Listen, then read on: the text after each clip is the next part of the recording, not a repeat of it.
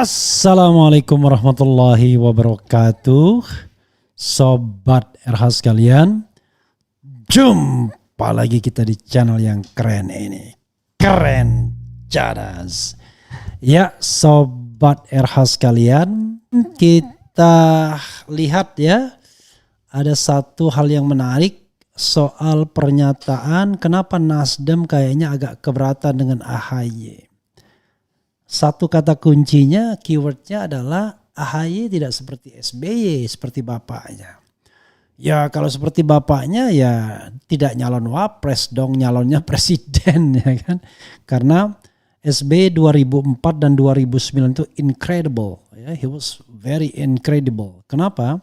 2004 itu dia bukan incumbent, tapi dia bisa mengalahkan incumbent 2 kali. Putaran pertama dan putaran kedua. Tahun 2009 dia incumbent memang, tapi kemenangannya mutlak, satu putaran dengan 3 calon yang the giant. Megawati berpasangan dengan Prabowo dan Yusuf Kalla berpasangan dengan Wiranto. Dia sendiri ambil Budiono. Jadi di antara 6 orang itu yang bukan tokoh nomor wahid itu cuma Budiono sesungguhnya. Yang lainnya kan tokoh nomor 1 semua pada masanya dan bahkan pada masa sekarang. Tetapi SBY dikatakan dengan tiang listrik pun dia akan menang. Nah itu kondisinya berbeda. Kalau AHY saat ini ya tentu belum seperti SBY, usianya, pengalamannya dan lain sebagainya. AHY belum menjabat satu pun jabatan publik, karena itu menyamakannya ya tentu tidak fair. Tapi coba kita lihat Sobat Era sekalian, apa keberatan Nasdem terhadap AHY sebagaimana dikatakan Gus Coy, Effendi Hoiri. Tapi Effendi Hoiri tentu punya preferensi ya dengan kader NU karena dia sendiri NU.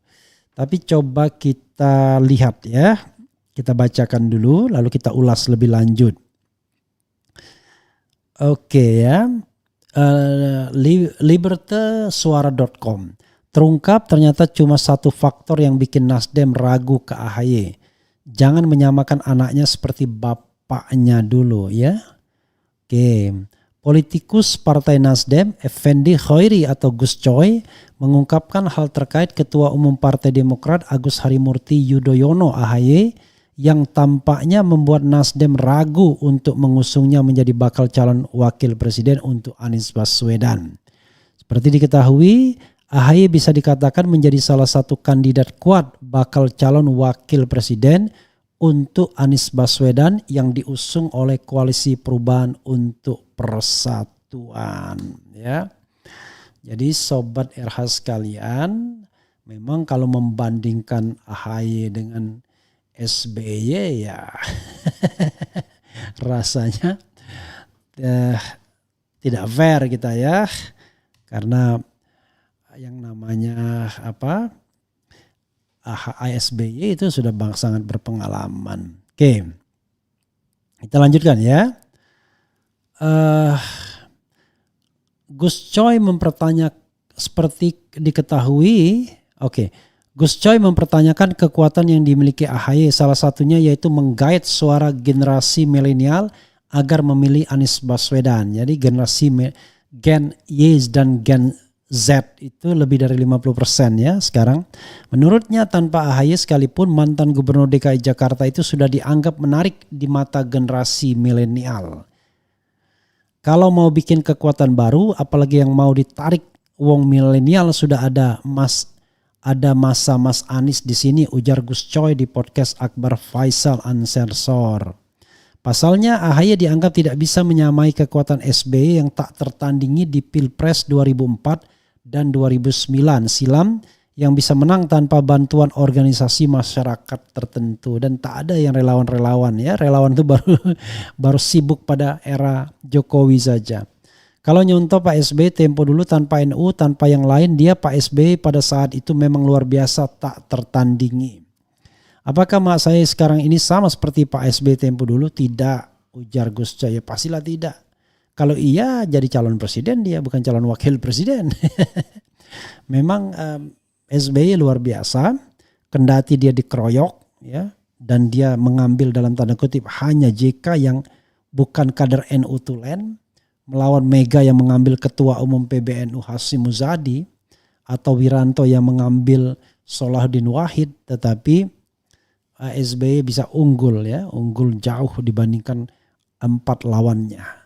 Demikian juga pada 2009 unggul jauh dibandingkan 2 lawannya.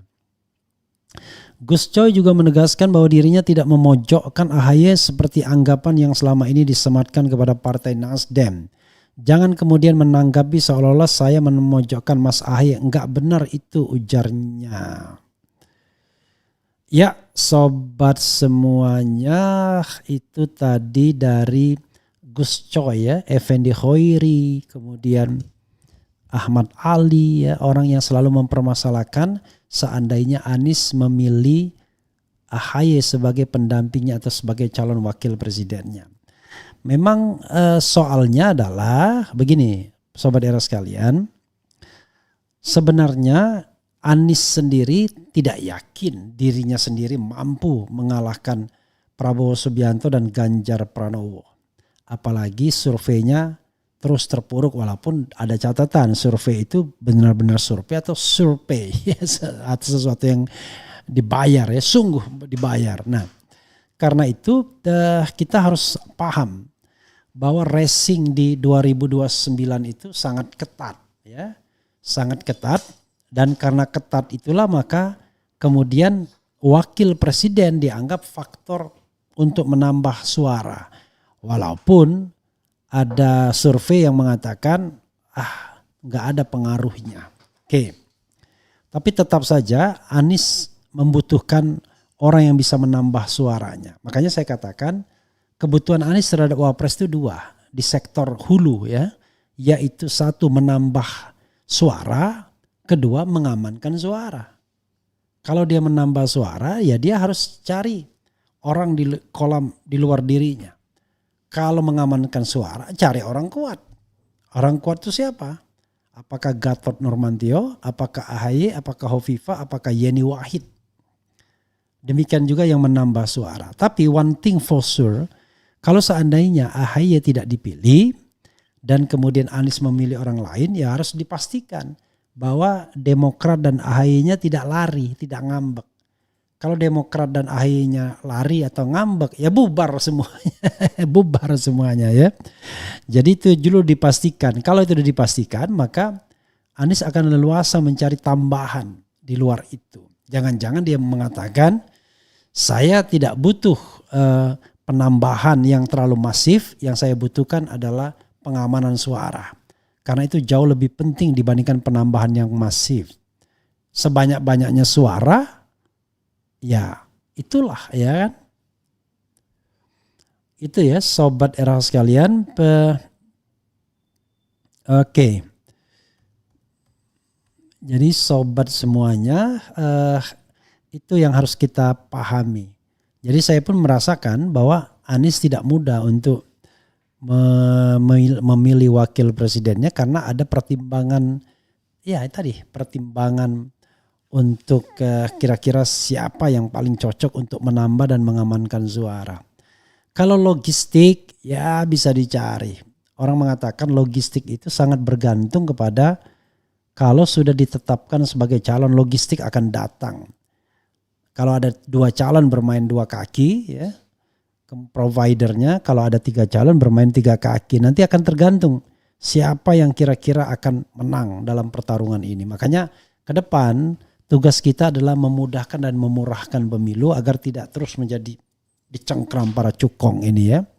Ya sahabat sekalian, itu saja ya yang ingin saya share. Mudah-mudahan segalanya baik-baik saja dan kita mendapatkan pemimpin yang jujur, amanah, yang sidik, yang fatonah, yang memenuhi kualitas kepemimpinan yang betul-betul kita harapkan.